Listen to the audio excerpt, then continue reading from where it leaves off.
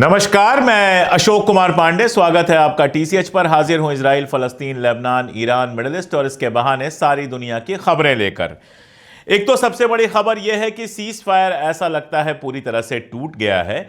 कल भी मैंने आपको बताया था कि इजराइल के जो लीडर बनाकर वहां भेजे गए हैं उनका कोई इंटरेस्ट नहीं है सीज फायर पर। इजिप्ट ने एक नया प्रपोजल दिया है जिस पर हमास और यूएस की सहमति बनी है। मैं इस पर बात करूंगा। और भी कई खबरें हैं, टर्की से खबर है, ईरान से खबर है, बाकी जगहों से खबरें हैं। लेकिन सबसे पहले एक बेहद इंटरेस्टिंग, एक बेहद मजेदार खबर। अमेरिका में एक अखबार है द एटलांटिक। कल इसने विस्फोट किया और बहुत बड़ा विस्फोट किया। इसका कहना यह है कि हूथी के ऊपर जब हमला होना था उसके पहले एक सिग्नल ग्रुप बनाया गया। सिग्नल जैसे व्हाट्सएप है, टेलीग्राम है, वैसे ही सिग्नल भी एक ऐप है, उस पर ग्रुप बनाया गया। और ग्रुप बनाया माइक वाल्ट्ज ने, जो नेशनल सिक्योरिटी एडवाइजर हैं अमेरिका के। ट्रंप ने जिनको भर्ती किया है, और इस पर हूथी प्लान करके एक ग्रुप बनाया गया जिसमें अमेरिका के बड़े बड़े अधिकारी शामिल हुए। आप सोचिए कि इसमें सीधे वाइस प्रेसिडेंट भी वहां के शामिल थे, उपराष्ट्रपति भी शामिल थे, और उसमें जाने कैसे अटलांटिक के जो संपादक हैं उनको भी शामिल कर लिया गया। यानी एक सरकारी योजना बन रही थी जिसमें अटलांटिक के संपादक शामिल थे। उन्होंने कुछ बोला नहीं, चुपचाप पूरा तमाशा देखा, और अब जाकर उन्होंने खुलासा किया है। इससे यह समझ में आता है कि अमेरिका की राजनीति चल कैसी रही है। ट्रंप ने कैसे कैसे जमूरों को भर्ती किया है अमेरिका की पॉलिटिक्स चलाने के लिए, कि गवर्नमेंट का टॉप सीक्रेट जो है वो सिग्नल पे डिस्कस हो रहा है और एक पत्रकार उसको आराम से पढ़ रहा है। सोचिए, उन्होंने अगर उसको पहले लीक कर दिया होता तो क्या होता। इस बार भी जो उन्होंने लीक किया है उसमें कई सारी जरूरी जो खबरें हैं वो जानबूझ के ये कहते हुए नहीं बताई हैं कि ये अमेरिका की सिक्योरिटी के लिए मुश्किलात पैदा कर सकती हैं। लेकिन इस तरह से अमेरिका की राजनीति चल रही है।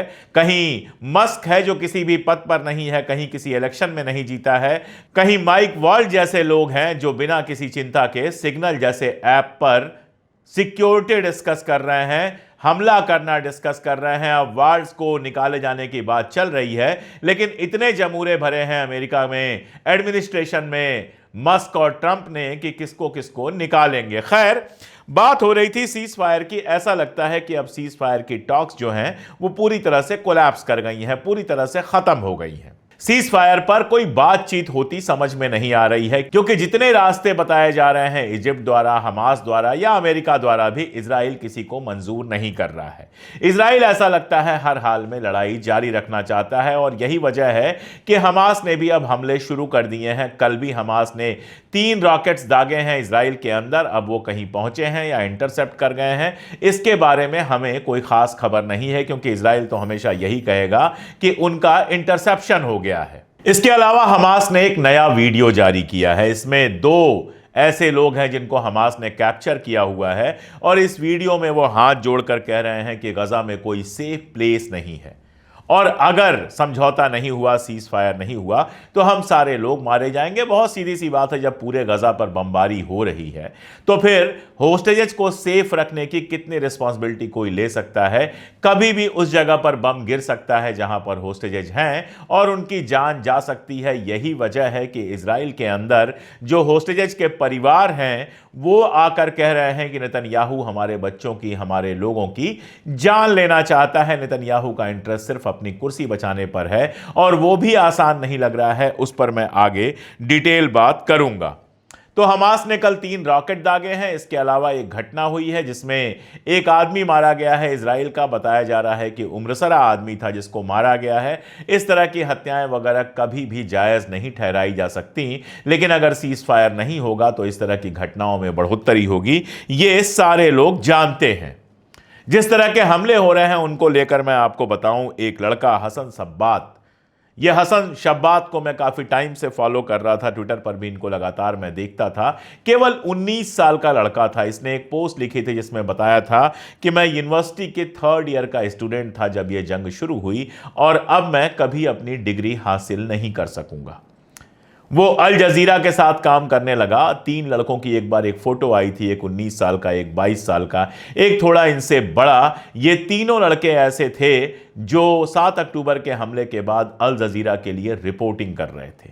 एक एक करके इन तीनों बच्चों को कल हसम शब्बात को भी मार डाला गया। उसकी मां का एक वीडियो आया था जो मैं यहां पर दिखा नहीं सकता, और उसमें वो कह रही थी कि मेरा बेटा शहीद हुआ है और जितने लोग चल रहे हैं इन सब में मैं अपने बच्चों को देख लेती हूं। हसम का एक आखिरी इंस्टाग्राम स्टेटस है, उसको जरा देखिएगा। जाहिर तौर पर अपनी भाषा में लिखा हुआ है। वो पूछ रहा है कि कहां है अमीरात, कहां है सऊदी अरबिया, कहां है कतर, कहां है सारे अरब मुल्क जब गजा के ऊपर ये सारा कुछ हो रहा है। ये एक ऐसा सवाल है जो बार बार अलग अलग लोगों ने पूछा है, लेकिन कई बार ऐसा लगता है कि इन सवालों का अब अरब स्टेट्स के ऊपर कहीं कोई असर नहीं होता है। इन सबके बीच इजिप्ट से खबर यह आई है, राइटर्स ने बेसिकली यह खबर दी है कि इजिप्ट ने एक प्रपोजल रखा है, सिसी ने एक प्रपोजल रखा है हफ्ते हफ्ते के युद्ध विराम का, जिसमें 5 लोगों को हमास रिहा करेगा और बदले में 100 लोगों को इजराइल को रिहा करना है। ये जो 5 लोग रिहा होंगे इनमें एक अमेरिकी बंधक भी होगा। इजिप्ट ने यह प्रपोजल रखा है और यह एक ऐसा प्रपोजल है जिसके बारे में कहा जा रहा है कि अमेरिका भी इस पर राजी है और हमास ने भी इसको ओके कर दिया है कि यह प्रपोजल अगर लागू होता है तो हम इसमें शामिल हो जाएंगे। लेकिन अभी तक इजराइल ने इसको कंफर्म नहीं किया है। इजराइल किसी भी तरह का सीज फायर नहीं चाहता है, इसी बात से इसको समझ लेना चाहिए। अगर अमेरिका प्रेशर बनाता है तो इजराइल हो सकता है इस सीज फायर में जाए, लेकिन फिलहाल तो यही समझ में आ रहा है कि सीज फायर की, जंगबंदी की सारी बातचीत फिलहाल टूट गई है, कहीं कोई उम्मीद नजर नहीं आ रही। हालांकि जो इंटरनेशनल प्रेशर पड़ रहा है उसका असर कहीं ना कहीं दिखाई दे रहा है। कार्ड जो मंत्री बनाए गए थे, वहां पर रक्षा मंत्री नए बनाए गए थे, गैलेंट को हटाकर उनका एक बयान आया था जिसमें वो कह रहे थे कि गजा के सारे लोगों को मार देना चाहिए। जब प्रेशर पड़ा, सारी दुनिया से प्रेशर पड़ा, तो उन्होंने कहा कि गजा के लोगों से हमें कोई दिक्कत नहीं है, हम सारे इंटरनेशनल रूल फॉलो कर रहे हैं। कितने फॉलो कर रहे हैं वो तो मैं आगे आपको बताऊंगा ही। और उन्होंने कहा कि हमारी दिक्कत सिर्फ हमास से है।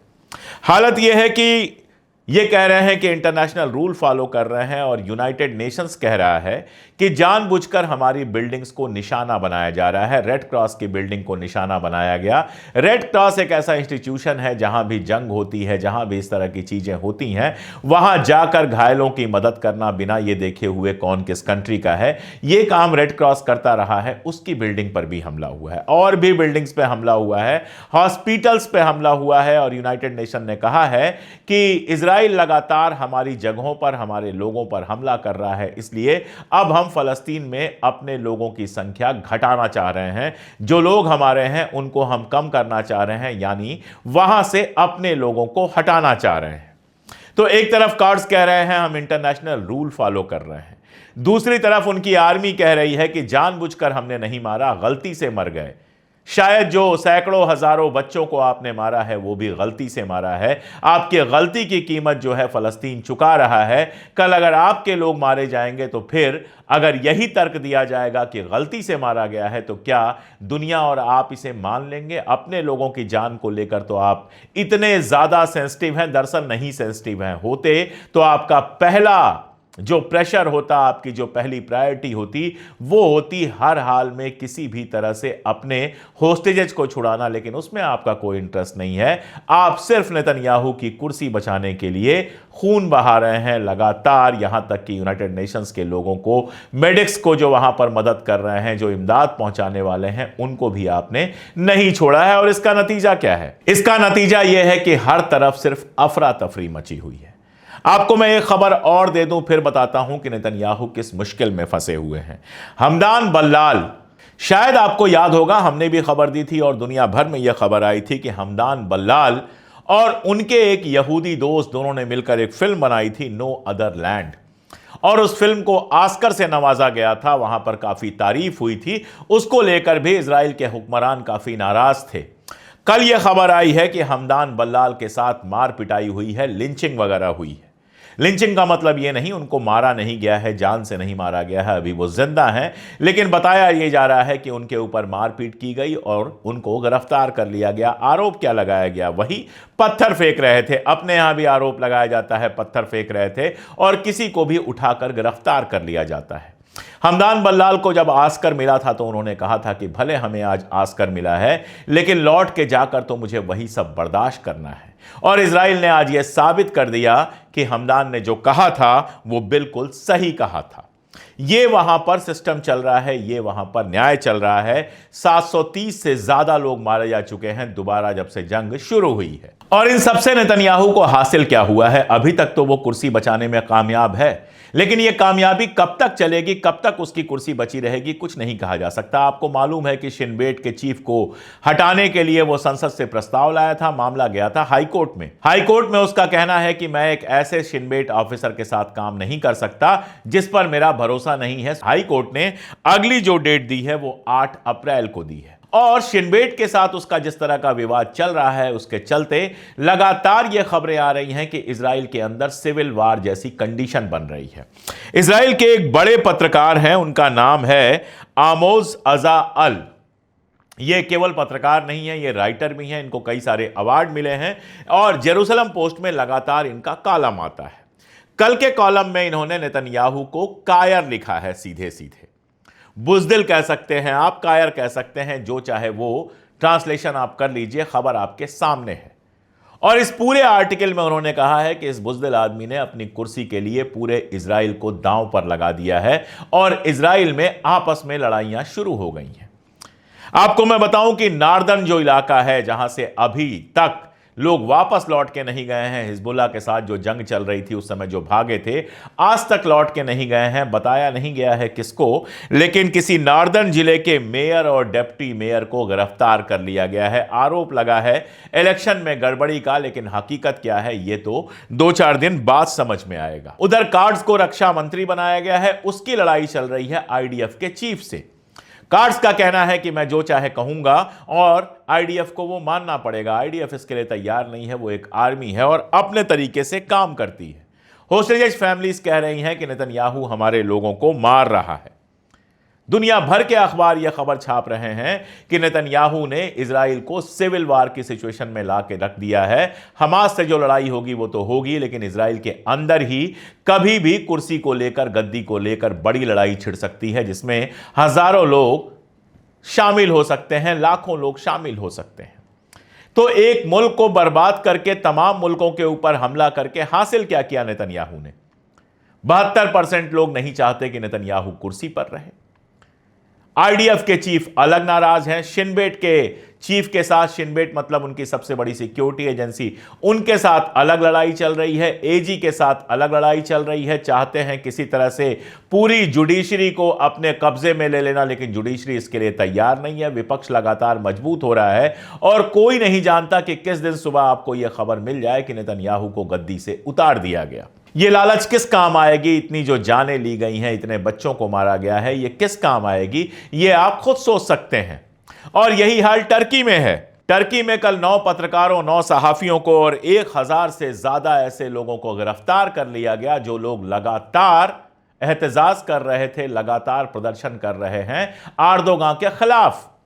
एर्दोगान बयान दे रहे हैं कि यूरोपीय यूनियन की सिक्योरिटी टर्की के बिना हो ही नहीं सकती। दरअसल हर शहंशाह को, हर तानाशाह को लगता है कि वही मुल्क है।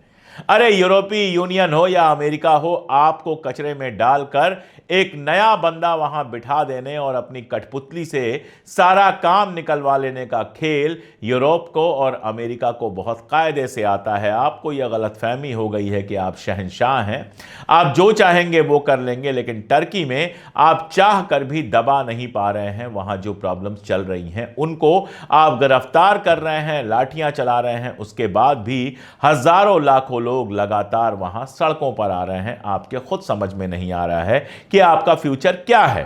ईरान से शायद मदद मांगी है उन्होंने, लेकिन ईरान ने साफ कहा है कि यह टर्की का इंटरनल मामला है, हम इसमें किसी तरह की दखल नहीं करने वाले। और बहुत सीधी सी बात है कि ईरान क्यों दखल करेगा, रशिया क्यों दखल करेगा, क्यों मदद करेगा?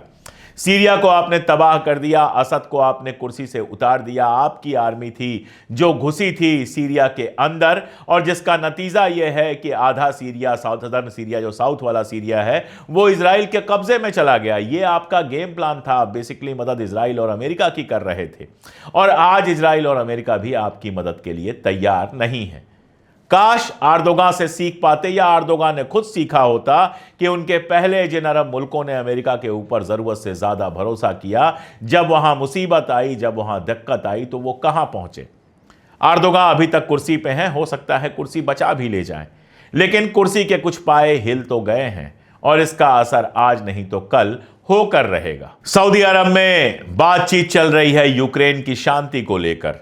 गजा में जो जंग चल रही है उसे रुकवाने में सऊदी अरब का कोई इंटरेस्ट नहीं है। इंटरेस्ट है तो यूक्रेन और रशिया के बीच में लड़ाई रुकवाने का, क्योंकि अमेरिका का आदेश है, अमेरिका के हुक्म की उदूली तो वो कर ही नहीं सकते। मैं आपको एक और किस्सा सुनाता हूं। एक जगह है बुर्किना फासो। बुर्किना फासो जो है वो अभी एक तरह से कह सकते हैं आपकी फ्रांस और अमेरिका सबको बाहर खदेड़ के अभी वो ढंग से आजाद हुआ है।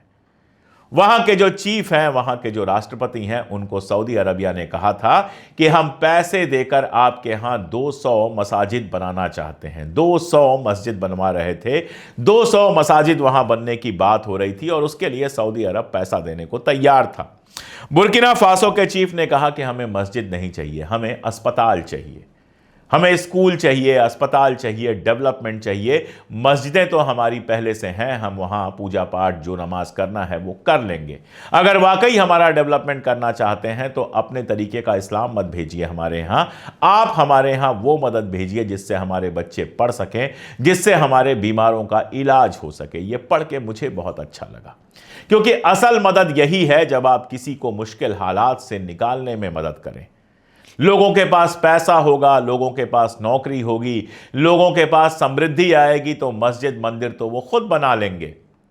गांव वालों के पास पैसा होता है, चंदा करके वो मस्जिद बना लेते हैं, चंदा करके मंदिर बना लेते हैं, गुरुद्वारे बना लेते हैं। लेकिन जो ज़रूरी चीज़ है वो है शिक्षा, वो है एजुकेशन। दुनिया का कोई धर्म ग्रंथ ऐसा नहीं है जो एजुकेशन पर जोर नहीं देता है, और कुरान तो एजुकेशन पर जोर देता ही है।